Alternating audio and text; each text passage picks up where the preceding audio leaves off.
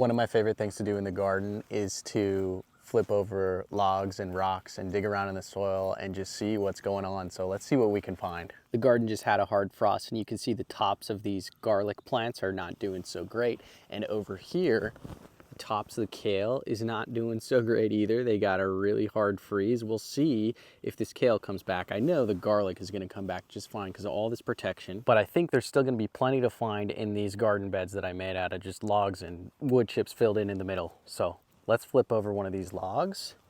You got to be quick with it because a lot of these critters that are underneath here are nocturnal. So flip it over and see what there is. And I can already see a little earthworm right there. Oh, over here, got a centipede and some pill bugs, also known as roly-polies, right there. Let's see what's in here. Anything else? Okay. Oh, quite a few other earthworms. One right there. And looks like even some millipedes that are hanging out right down there. Yep, a couple of millipedes. And another little critter that I'm not sure what he is. He just ran away. Okay, let's go over here. Not too much over there. Even though this garden bed was just frozen with the last frost we got, there's obviously still a ton of life going on. Let's flip over a few more and see what else we can find. This big log looks promising. Let's turn this over and see what there is. Okay. Actually, not a whole lot going on this one, but I will just dig into this soil and see what it's like in there. This is obviously the native soil down below. Pretty hard clay type soil. Pretty compact. But up top, you can see where I put several layers of wood chips. It's starting to decompose already, where the native and the wood chips meet. And it's becoming a darker, richer, probably more different, at least, nutrient content up there. Here, got some definite fungal growth going on. Probably really liking these logs and the wood chips and it's working to decompose all those. And there's something in there, I'm not sure what that is, right here. It's kind of shiny. Looks like it was just a piece of wood with some water on it. Okay. Oh, there's a little spider. I'm gonna try and get him on my finger. Oh, got him. He's right there on that little wood chip right there. Little spider hanging out. So many insects, there's so much life going on in these garden beds. Here's another section of a garden bed where I piled a lot of leaves on. Let's see what that looks like compared to the wood chip layer. And actually, this is multiple layers. This is a pile of leaves on top of wood chips, but let's just uncover and see what's going on down there. This stuff is looking really good. Oh yeah. I like the look of that soil. Really excited to get some stuff planted for springtime. Cover that back up. Also just found this, which I'm not entirely sure what it is, and it has a leaf attached to it. So I guess it came along with all of the leaves that I piled on top here, but it must be some kind of seed pod or something like that. I just don't really know what this little guy is. This right here is a mulberry tree, and I did not plant it there. It volunteered. And I'm thinking, it's really tall now. I mean, it is like, this is as high as I can reach up. And here's the very top. It goes up a few feet further than that. So it got pretty tall in it's been growing for like a year now that I just left it there. And it's growing directly in one of my garden beds. So it's definitely gonna be taking some of the nutrients and stuff out of here. And I know the roots are pretty aggressive, but I just don't really want to remove it. I want to see if I can plant some things that can coexist with it and maybe vine up and use this mulberry tree and the fence as a trellis, maybe some peas or something like that in the early spring here.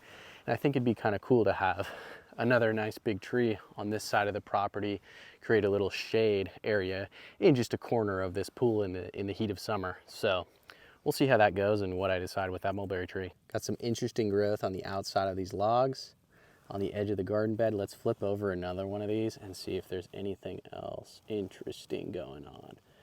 Flip this guy over all the way. You know what? I'll just flip over 2 of these. And what can we find in here? I see another little pill bug right there doing his thing, going about his day. And another one in here. Let's see if I can just zoom in. There we go. He's crawling around. Another little bug right there to the left. I'm not sure what that was. This is pretty cool. This fungal growth on this wood chip. Look how it attached right here. It attached and it sprung up almost like the fruiting body of this fungal species, like a mushroom would.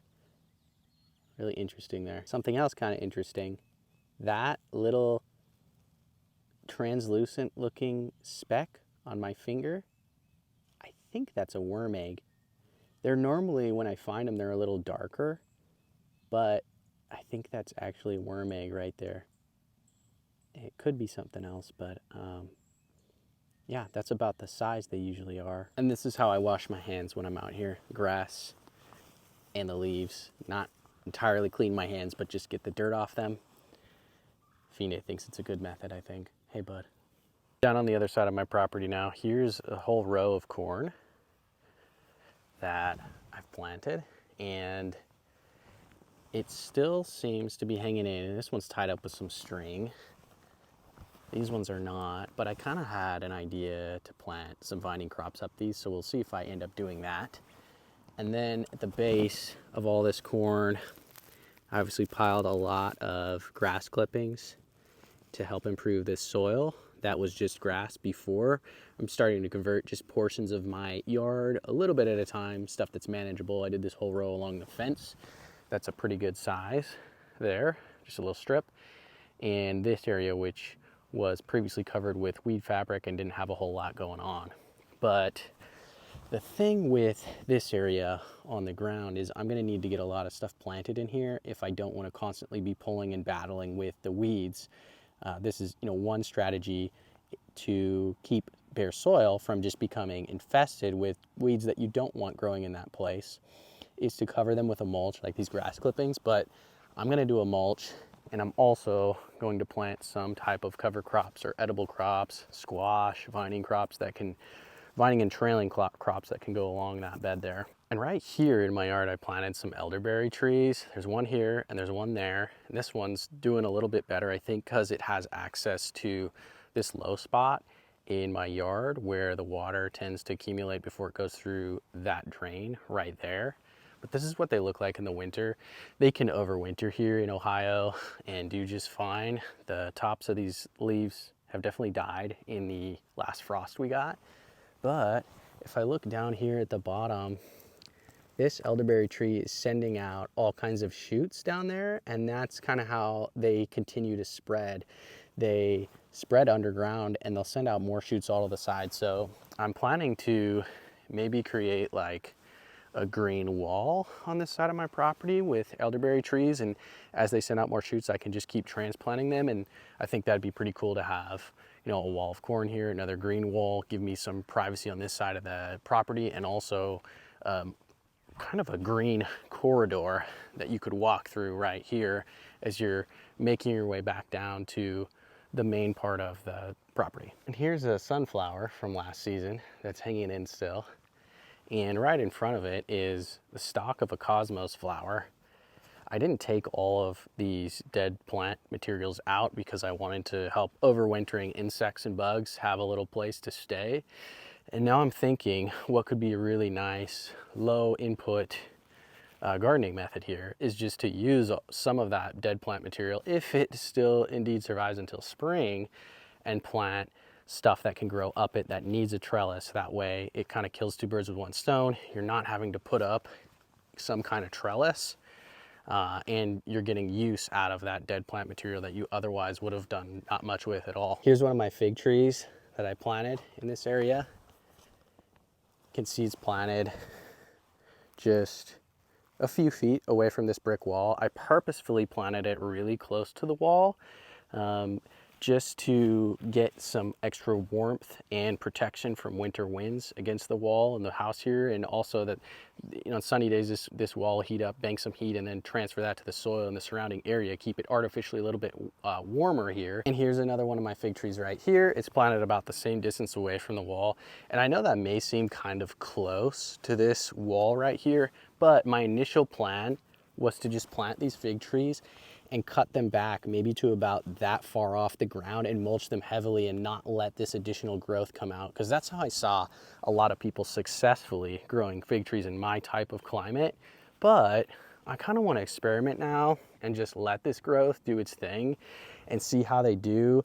And if they get, you know, too much out of hand, you can always trim figs back pretty aggressively and they'll still do fine. And now another thought I have about these fig trees is maybe I could do an espalier type effort up this brick wall. I could take this fig tree and train him that way and have him go in a fan shape up that wall. And then this fig tree right here, I could take the branches, train them over the wall, and have them wrap around to the left of that window and to the right of that window over this side of the house. I think that would look pretty cool. So just toying and experimenting with these new ideas here. Here are 1, 2, 3 really tall, dying, dead, previously sunflowers.